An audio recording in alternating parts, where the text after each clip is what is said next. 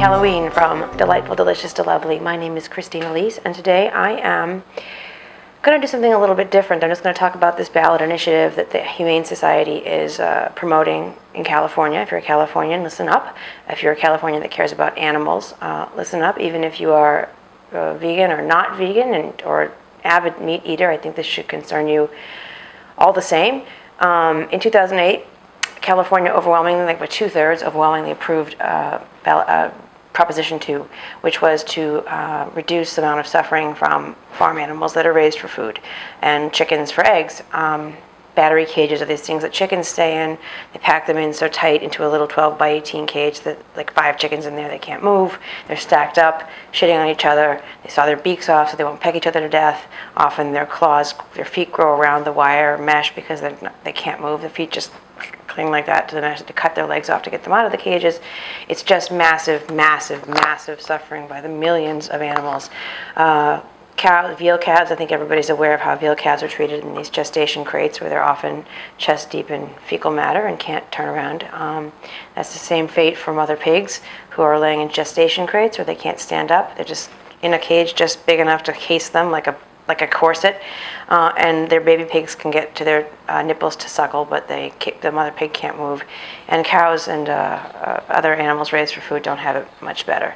So what I am here to tell you about, and I'll put the links in the notes below, there's a ballot initiative in California. If you feel like helping the Humane Society get this ballot measure on the ballot, they're accepting people to do a signature gathering. I think they even said the other night, I went to an event on Thursday, that there are paid positions even available if that is something that interests you and you want to work for a good cause, or if you want to volunteer some free time for a good cause. What the problem is, and the reason Prop 2 didn't go far enough, is that the industry found ways to get around complying with the spirit of the law. So rather than get rid of battery cages altogether, they just put fewer chickens in each cage. And the FDA or other federal government agencies have gone along with that because they don't seem to do much to protect animals or people for that matter these days. It seems to be all corrupted by the industries that they're supposed to be policing, seem to man those organizations these days. Anyway, so in order to strengthen Proposition 2 and to avoid factory farms and others from avoiding the spirit of the law that we overwhelmingly passed here in the state, they intend to, the ballot would make it, I'm going to read to you what it says exactly so I don't misstate. It says, let me see, hold on. In California, only voters can strengthen a law enacted by ballot initiative. Such an upgrade will produce dramatically better outcomes for millions of animals, establishing a bright line legal standard that cage confinement is forbidden in California. To do that, this measure will, 1, establish that eggs produced and sold in California must come from cage-free birds, requiring that within 1 year of enactment, eggs sold statewide would have to come from birds given 1 square foot of space each. 1 square foot of space, people. Let's just talk about what that is. That's still ridiculously savage. It's a really cruel life to have an animal live its whole life in 1 square foot of space. Even if that space isn't caged, if you're just packed in a yard and that's your area, it's like being at a concert your whole life, like a really crowded concert. Anyway, 1 square foot of space each, as regarded as a cage-free standard. It would subsequently explicitly required that by December 31st, 2021, all birds must live in cage-free systems.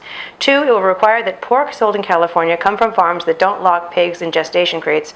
That law would be in effect by December 31st, 2021. And it would also require that veal sold in California come from farms that don't lock calves in veal crates by December 31st, 2019, so even sooner. If you're concerned, first of all, I don't know why you'd be adverse to paying a couple of cents more here and there for food that hasn't suffered its entire life. But the economic analysis from the egg industry itself, shows that the cost would only amount to a penny or 2 per egg to go cage-free, something that the largest retailer is already doing. In fact, McDonald's is going to 100% cage-free and says it won't raise its prices even a penny.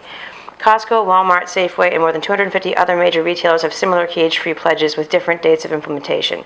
The ballot measure will help assure consumers that the food retailers will abide by the promised standards.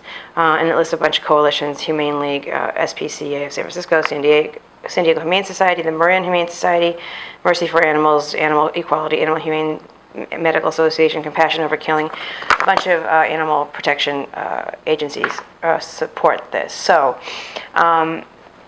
what they're saying there is that if you want to buy eggs or, I guess, pork or veal in the state of California, it has to, even if it was raised outside of the state of California, even to sell it here, it has to have been raised by these more humane and compassionate standards.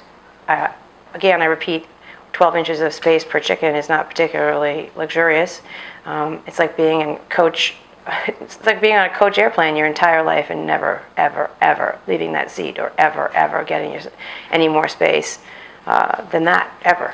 I don't think it's hard enough to fly from LA to New York, let alone spend your life like that. So I'm hoping that some of you will feel motivated to help collect signatures or maybe work for the Humane Society, and that, assuming that this does get on the ballot in California, that you will vote for it and you will understand that it is not banning meat, it's just trying to raise the standard of the meat that gets sold here.